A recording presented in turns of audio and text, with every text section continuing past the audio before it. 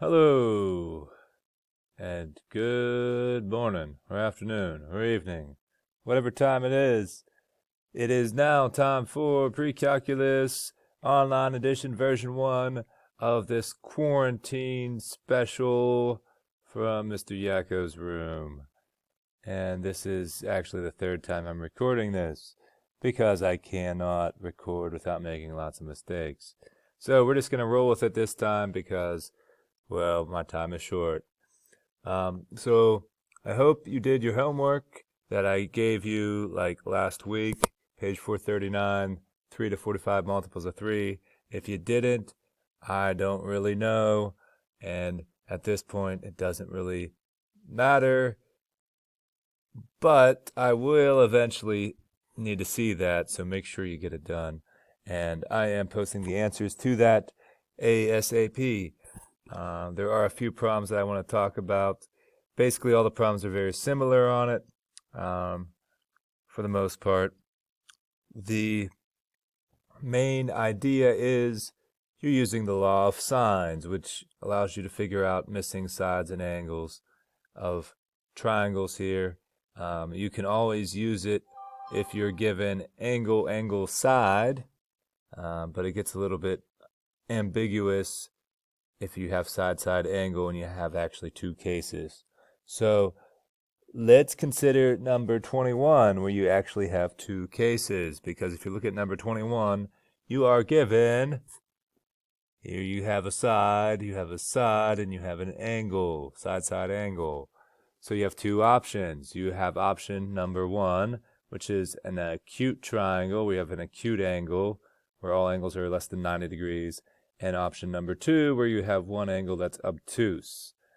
So first, you always have to do the acute case, because the calculator, when you are trying to find the angles, will only give you the acute angles. Okay, the sine, you need to use the sine inverse function to find the angles. So that's what I'm going to do first. You need to find another angle, because you can't find another side because you only have, well, one angle to deal with. So I'm finding angle A here, okay? And the reason why I'm finding angle A is because if I try to find angle B, I have two variables, capital B and little b. I don't know either one. But I know side length A, but I just don't know angle A. So you create the ratios. You're given the angle and the side for C, so you just make that into one ratio. And notice I have this little subscript because this is the first option, sine of A sub 1 over 19. So cross multiplying, I get this, okay? Now, notice I didn't cross multiply the 18 because then I would just have to divide the 18, so I just really just multiplied both sides by 19. So like I said, you have to use the inverse function to find the angle. So before you do that, you want to approximate what 19 sine 68 of 18 is, which is 0.9787. Or you could actually just do sine inverse of everything here in red, but that might be a little tricky to enter. So if you use 4 decimals, it should be accurate enough. So make sure you are in degree mode. Do second sine or sine inverse, which is the same thing, or sine, this is raised to the negative first power of 0.9787, and you get 78.2 degrees. So that's angle A. Now, to get angle B, you subtract from 180 with also using the 68 that you already know, and you get 33.8 degrees. All right. So that's option 1. Oh yeah, you also have to figure out side length B, but that shouldn't be a big deal. Once you know angle B, you could figure out side length B by using the same as all the other problems. Sine of the given angle divided by 68 equals, oh, we know the angle now, sine of 33.8 over side length B. Cross multiply, do some spin around magic stuff, and boo ba ba, you got 10.8 units roughly for side length B. If you need more help on that, look at your notes. That's very much like example number 1 in your notes. from this section. Now, option 2 is you have an obtuse angle for angle A, okay? So what we're doing here is, in option 1, we assume it's acute, but remember the calculator doesn't tell you an obtuse angle that it could also be.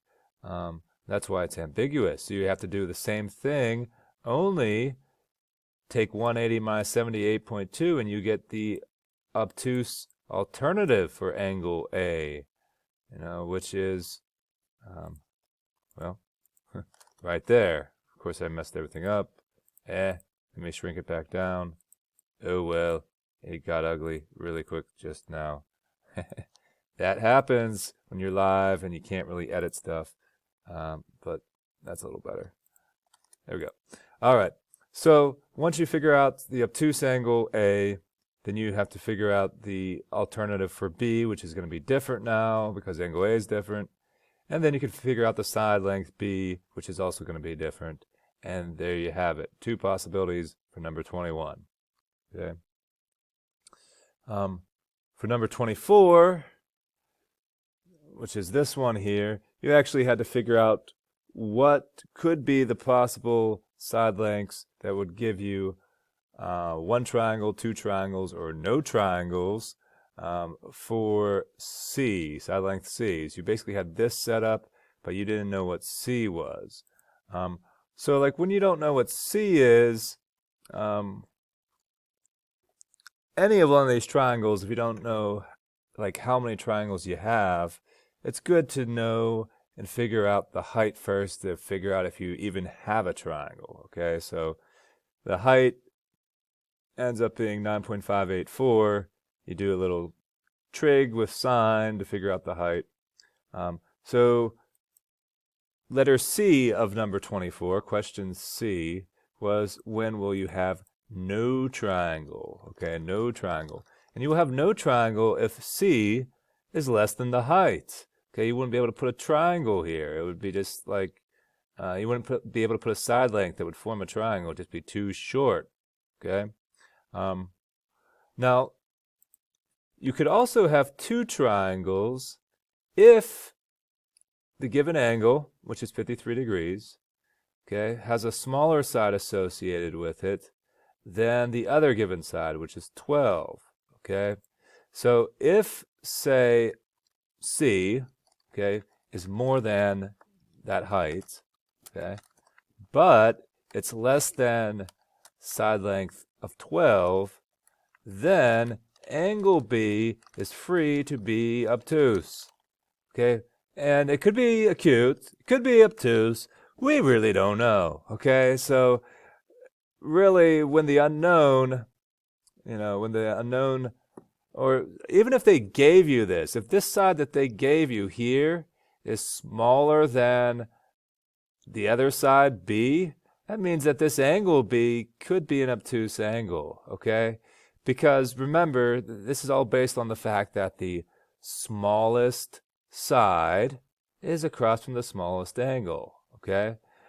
But if this angle is smaller than angle C is smaller than angle B, guess what? Angle B could possibly be obtuse. All right. However, if you have angle C, okay, being a bigger angle than angle B, okay, then you know that, well, angle B is smaller. Therefore, we have an acute triangle because you got 2 acute angles here for the given sides. So, yeah, 1 triangle would be if side length C, okay, which we don't know, is larger than B, okay? So, that would be if C is greater than 12. Okay, then that would make sure we have an acute triangle. Or if, for instance, the height, we could have a right triangle. The height, well, in the book has this here, is approximately 9.584, okay? And we would have a right triangle. That would be like one rare instance of only one triangle. It's a little tricky, but just remember that it depends on these side lengths, okay? So if the angle B, which is unknown, goes with a side that is bigger than the known angle's side, then angle B could be an obtuse angle. You have to think, oh, angle B could be obtuse because 53 isn't its cap, okay? But if C was greater than 12, say if C was 13 here, okay, if C is 13, then you know that B can't be any more than 53, okay? Because, the smaller side length will have a smaller angle. That's kind of the idea. And it's like, oh, wrap my head around that logic. Tough stuff. All right. And just take a second to think about it. It's not super bad. Okay, so that's about it. I'm sorry I can't help you more. I'm going to assign you some Math Excel, and hopefully tomorrow we will go over your test some, and that's the plan, Stan. All right, that's all for now. Was I even recording? Oh, I hope so. Who knows?